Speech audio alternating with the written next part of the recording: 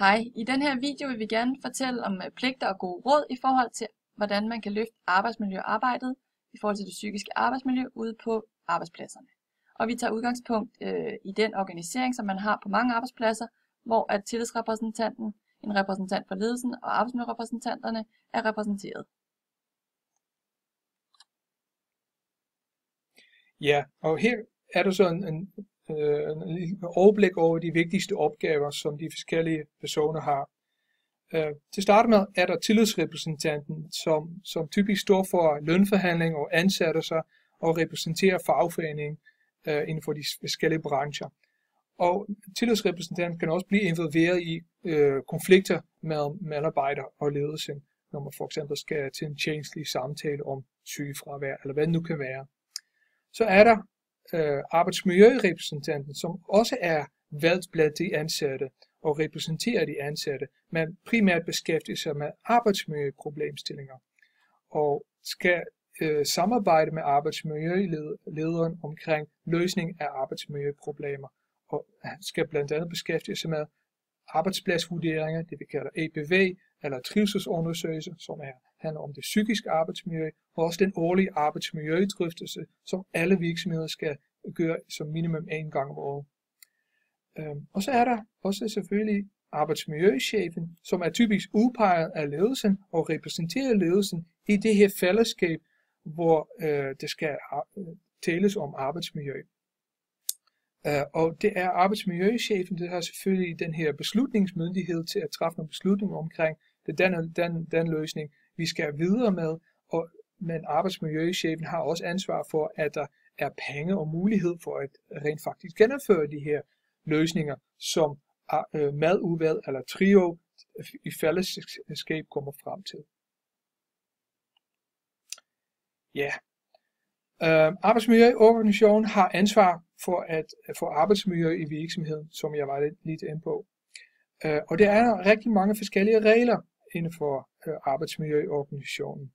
Og det kan man læse mere om på Arbejdstilsynets hjemmeside. Så er der for eksempel regler for mindre virksomheder under 9 medarbejdere, og for virksomheder mellem 9 og 35 ansatte, der skal der så være en arbejdsmiljøorganisation med mindst 1 arbejdsmiljørepræsentant. Og når man har virksomheder, som er større over 35 ansatte, der kan man så tale om, at der skal være forskellige arbejdsmiljøudvalg, som man kalder det. Og det kan jo være, at der er forskellige afdelinger, store afdelinger. Man har en virksomhed, der har en administration og noget produktion, og måske også noget, en HR og en marketingsafdeling. Og hver afdeling kan have deres egne arbejdsmiljøorganisation, fordi administration, hvor der sidder typisk mennesker, der sidder bag et skrivebord, de har måske nogle helt andre arbejdsmiljøudfordringer end mennesker, der står i fabrikken, i produktionen, og har at gøre med støj og tunge ting, de skal løfte, og hvad ved jeg. Så derfor kan det give rigtig god mening i større virksomheder, at man har flere arbejdsmiljøorganisationer, eller arbejdsmiljøudvalg med forskellige arbejdsmiljørepræsentanter, som repræsenterer de forskellige afdelinger rundt omkring i virksomheden, og ved indgående, hvilke arbejdsmiljøudfordringer det er i den bestemte afdeling. Og så er det her med pligt til arbejdspladsvurdering. I arbejdsmiljøloven står der i stedet beskrevet, at som minimum hvert 3. år skal man lave en større arbejdspladsvurdering, hvor alle medarbejdere har muligheder for at svare på en helt masse spørgsmål omkring det fysiske og det psykiske arbejdsmiljø. Og det psykiske arbejdsmiljø, det kalder man typisk også en trivselsundersøgelse. Så det er typisk sådan, eller ofte sådan, at virksomheder deler de her undersøgelser op i 2, hvor man har en APV, som handler primært om det fysiske arbejdsmiljø, og senere kan der komme sådan en trivselsundersøgelse, som handler om det psykiske arbejdsmiljø, fordi ellers får man rigtig, rigtig mange spørgsmål på én gang. Og det må man gerne, men man skal bare sikre, at man som minimum gør det 1 gang hver 3. år. Og selvfølgelig på baggrund af sådan en APV eller trivselsundersøgelse, der skal arbejdsmiljøorganisationen, når de har fået alle resultater, så skal de lave en handlingsplan. Fordi hvis nu der er nogle problemer, der kommer frem i den her APV, så skal man også komme med en handlingsplan, hvordan ved man så imødekomme de her problemer og løse problemerne, men også hvornår skal de være løst og så videre og så videre. Så er en projektbeskrivelse omkring, en handlingsplan omkring, hvad gør vi så efterfølgende. Og så er der selvfølgelig sådan, at de her arbejdsmiljørepræsentanter, og det gælder sådan set også tillidsrepræsentanter, de skal have den fornødne tid, som vi kalder det i arbejdsmiljøloven, til at lave alt det her arbejde. Det vil så sige, at hvis man er arbejdsmiljørepræsentant, så skal man have afsat tid i sin hverdag. Det vil sige, at hvis man har 2 kolleger, og den ene er arbejdsmiljørepræsentant, og den anden har, hvad ved jeg, hvis man er psykolog, har bestemt antal samtaler med klienter hver dag, så skal arbejdsmiljørepræsentanten blive reduceret i de her antal samtaler, så der er afsat tid i hverdagen til at lave de her arbejdsmiljøopgaver. Og det vil være for min erfaring, at arbejdsmiljørollen fylder rigtig meget i hverdagen. I hvert fald i de større virksomheder, der kan være rigtig meget arbejde i det. Er der nogle regler for, hvor meget tid, der skal afsættes til det her arbejde? Nej, der er ikke nogen regler. Det hedder den fornødne tid. Ja. Så det vil sige, at hvis arbejdsmiljørepræsentanter har brug for møder, gå til uddannelse, eller spare med fagforening, eller arbejdstilsynet for den skyld, så skal man bruge den tid, der er brug for det. Ja. Så det hedder ikke noget med overarbejde, fordi man arbejdsmiljørepræsentant. Nej, man skal afsætte tid. Ja. Men det er en forhandling, den enkelte må tage med sin ledelse, eller hvordan? Egentlig er det ikke engang til forhandling. Altså medarbejderne kan i princippet sige, at jeg vil tømme min kalender, fordi nu skal vi lave den her APV, som kan tage flere uger at forberede og at opføre det på, fordi der skal rigtig mange ting taget, skal analyseres og vurderes efterfølgende. Ja.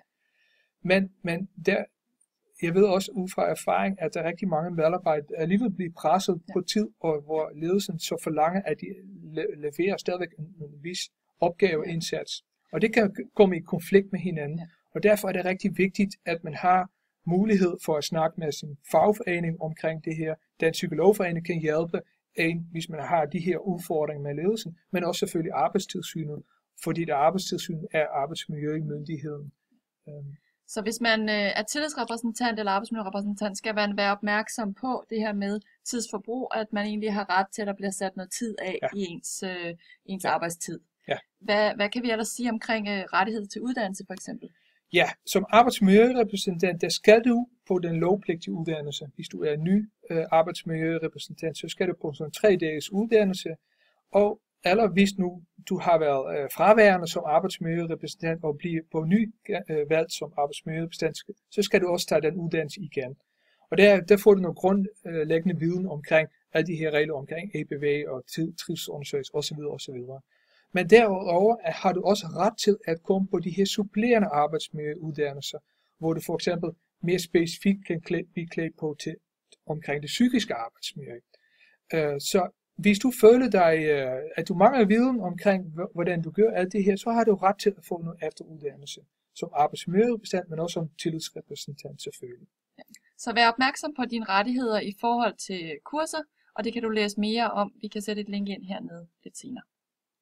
Ja, og det handler også om dækning af omkostninger. Der er rigtig mange kurser, som den psykologforening står for, også inden for arbejdsmiljø. Men den lovpligtige arbejdsmiljøuddannelse, det skal din arbejdsgiver selvfølgelig betale for. Også den supplerende arbejdsmiljøuddannelse. Det er arbejdsgiverens pligt til at stå for det. Og hvis nu du har brug for at være tilgængelig på telefon, og du skal ringe meget rundt med dine medlemmer rundt omkring i virksomheden, så kan det også være, at du skal have en telefon eller en PC, som du skal bruge. Det er også noget, du har ret til, hvis det skulle være nødvendigt, selvfølgelig. Ja. Ja, arbejdsmiljørepræsentantens rolle indeholder blandt andet, at man skal samarbejde med arbejdsmiljølederen. Det er en løbende dialog omkring det her forbedring af arbejdsmiljøproblemer inden for det i virksomheden. Både det fysiske problem, det kan være meget lavpraktiske problemer med, at om sommeren bliver rigtig varmt i det her kontor, kan vi have noget solafskærmning, så man ikke får solen direkte i ansigtet, når man sidder. Men det kan også være større konflikter, samarbejdsproblemer og problemer med det psykiske arbejdsmiljø. Det kan være små ting, det kan også være store ting. Og derfor er det så rigtig vigtigt, at man følger op på en APV og laver et overblik over, en handlingsplan over, hvilke problemer er der, og hvornår sætter vi i gang i hvilke løsninger. Ja, nu vil jeg gerne komme med et lille eksempel på, hvordan det her med trio arbejdsmiljørepræsentant kan fungere i hverdagen. Det er sådan, at som jeg nævnte før, arbejdsmiljøleder og arbejdsmiljørepræsentanten former det samme, det vi kalder arbejdsmiljøorganisation. Men i praksis er det også typisk det selvfølgelig, at en chef og en tillidsrepræsentant arbejder sammen og har møder sammen.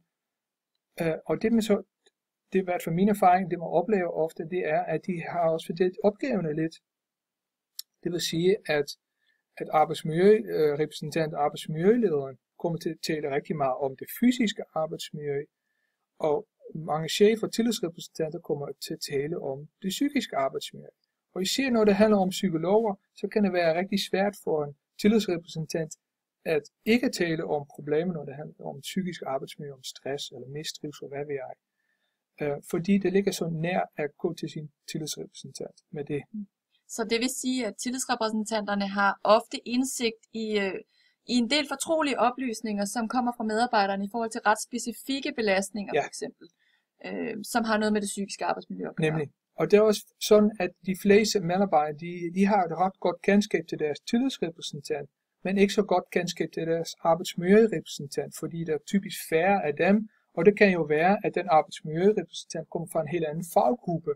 Man repræsenterer alligevel den her del medarbejder, for eksempel psykologerne, bliver repræsenteret af en sygeplejerske, det er blevet udpeget eller valgt som arbejdsmiljørepræsentant. Så kan det være meget nemmere som psykolog at gå til sin psykolog-tillidsrepræsentant i stedet for den her sygeplejerske. Og det er derfor, det kan give god mening i større virksomheder at sige, okay, vi slår de her to organisationer sammen, det som man kalder et madudvalg eller et trio, hvor arbejdsmiljølederen, arbejdsmiljørepræsentanten og tillidsrepræsentanten og eventuelt andre chefer taler sammen om både det fysiske og det psykiske arbejdsmiljø.